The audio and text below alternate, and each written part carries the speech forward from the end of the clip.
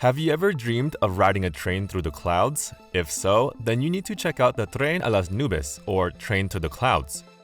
This train ride takes you through some of the most spectacular scenery in Argentina, including the Salta Puna, the Quebrada del Toro, and the Cumbres de Polvorón. But be warned, this train ride is not for the faint of heart. The track is steep, narrow, and winds through tunnels and over bridges at high altitudes. In fact, it is considered to be one of the most dangerous train tracks in the world.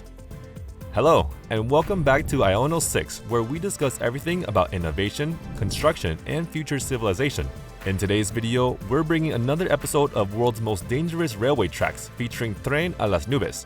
So, without wasting time, let's get started.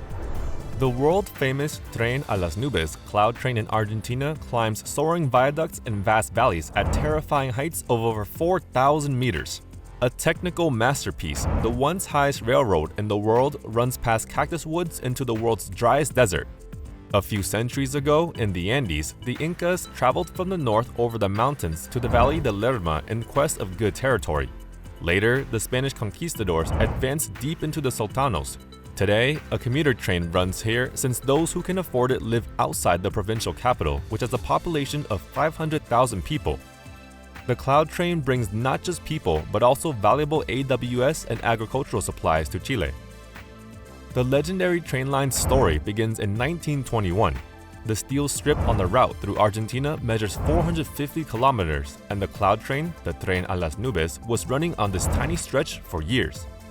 Much of the rail route follows the old ranchers' cattle trails, which were used to move the animals through the mountains and sell them on the other side. Every year, several animals were killed along the road. Construction of the railroad line began with the discovery of saltpetre in the valleys. In 1948, the Ramal C-14 connected Salta with the Pacific Ocean on the other side of the Andes. The huge project was finished after 27 years of hard work. Maintaining the rails in this harsh environment is expensive and not profitable for passenger traffic. Freight trains also rarely run on this line. The region where the Tren a las Nubes ran was a remote and isolated area before the train was built. The area was home to a few small villages, but it was difficult to access. The only way to get to the area was by foot, mule, or horse. The Pacha community here writes songs about mortality, the dangers of hostile nature, and the struggle against colonial powers. On the railroad, the gauchos live a simple yet proud and free life. The Tren to las Nubes no longer stops here, and the gauchos live their life independently in the Pampas. The gauchos admit that their lives have changed dramatically because the railway no longer runs this route. There's nothing going on here anymore. The train only comes down here once a month for wagon maintenance and then it's gone. But things have changed dramatically in that they no longer cater to tourists because the train used to pass by here on a regular basis and stop at Puna. The land is quite infertile because it does not rain frequently in this location. It's quite dry. It only rains in January and February, and there are very few natural flora that grow here. Through Concepcion, many indigenous people were forced to renounce their beliefs and convert to Catholicism by the Spanish conquistadors in the 16th century. However, the majority of people maintained their faith in nature's gods, and now Concepcion makes an offering for Pachamama, also known as the Mother of the Earth. According to one native woman, the railroad company has suspended operations because a fundamental repair of the tracks was deemed too expensive. It is impossible to obtain new employment here because the Train to the Clouds has been gone for about 7 or 8 years and no longer runs over our lands here in the Treacherous area. It was a different life before the train arrived. It brought jobs to the people who live here in this place called home, where I have also resided for 20 years. I came here because I enjoyed this place. Thank you for everything, dear Mother Earth. This magnificent marvel has not been in operation since 2014 due to a number of factors, including safety concerns and financial difficulties.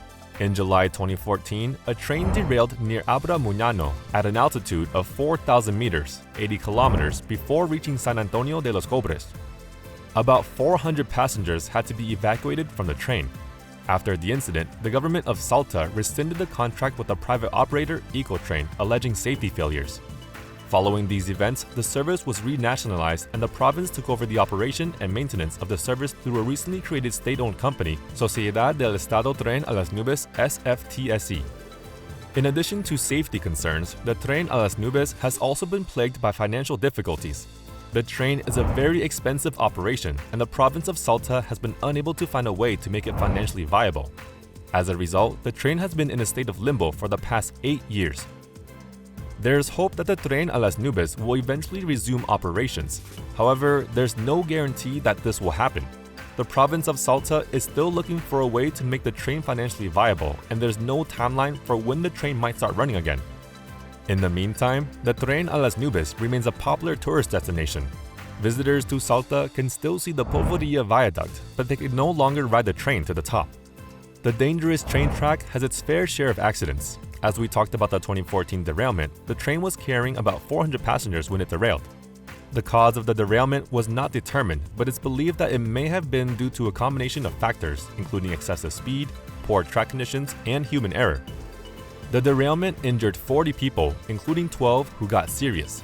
The injured were taken to hospitals in Salta and the surrounding area.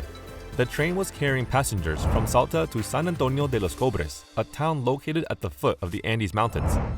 The derailment caused the closure of the Tren a las Nubes for several months. In another incident, on January 19, 2008, a train carrying 132 passengers derailed near the town of Treacherous. The derailment caused the deaths of 2 passengers and injuries to several others. The cause of the derailment was also not determined, but it's believed that it may have been due to a combination of factors, including excessive speed, poor track conditions, and human error. The derailment occurred when the train was going around a curve. The train cars overturned and slid down a slope. The 2 passengers who died were killed when they were thrown from the train. The derailment caused the closure of the Tren a las Nubes for several months. The train resumed operations in July 2008. The derailments of the Tren a las Nubes have raised concerns about the safety of the train. The train travels along a dangerous route that includes steep grades, narrow tunnels, and high altitudes. The train is also operated by a private company that has a history of safety problems. In response to the derailment, the Argentine government implemented a number of safety measures, including speed restrictions, track improvements, and increased training for train operators. The government also created an agency to oversee the safety of the Tren a las Nubes. The construction of the track for the Tren a las Nubes was a challenging and dangerous task. The track had to be built in a remote and mountainous region, at high altitudes and in harsh conditions. The construction of the track began in 1921. The remote location of the track and the high altitude made sure that the project took decades to complete. The track was built by a team of engineers and workers who faced many challenges, including harsh weather conditions. The region where the track is located experiences extreme weather conditions, including high winds, heavy rain, and snow. Despite the challenges, the team of engineers and workers were able to build the track. The track is a marvel of engineering, and it's a testament to the skill and determination of the people who built it. The workers had to build bridges and tunnels to cross the rivers and mountains. The workers had to use dynamite to blast through the rock, and that's why the ride is so fun. The track crosses 21 tunnels. The track is built on a rack system, which means that the wheels of the train have to have special teeth that grip the track. The toothed rail is usually located between the 2 running rails, and the train's wheels have a pinion gear that meshes with the toothed rail. This allows the train to climb steep grades that would be impossible to climb with conventional friction-based rail. The train was powered by a steam locomotive. Also, the track has not only 1 bridge or 2, it has 29 bridges and 13 viaducts. Each one is breathtaking and marvelous. The construction of the track was truly a triumph of engineering and human ingenuity. The track is a testament to the skill and determination of the people who built it, and it's a popular tourist attraction today. The Tren a las Nubes is a unique and unforgettable experience. The train offers passengers a chance to see a part of Argentina that is rarely seen by tourists. The train also offers passengers a chance to experience the beauty of the Andes Mountains. The future of the Tren a las Nubes will depend on a number of factors, including the government's commitment to safety, the availability of funding, and the demand for tourism in the region. The government could invest in upgrading the track and infrastructure. If not, then the government should work with the private sector to develop new tourism products and services around the famous track in the beautiful scenic region. That's it for today. Hope you liked the video. Share it if you did. Like and comment on the video that you want to see next on our channel, and subscribe to see our future videos. We'll see you in the next video. Till then, keep watching.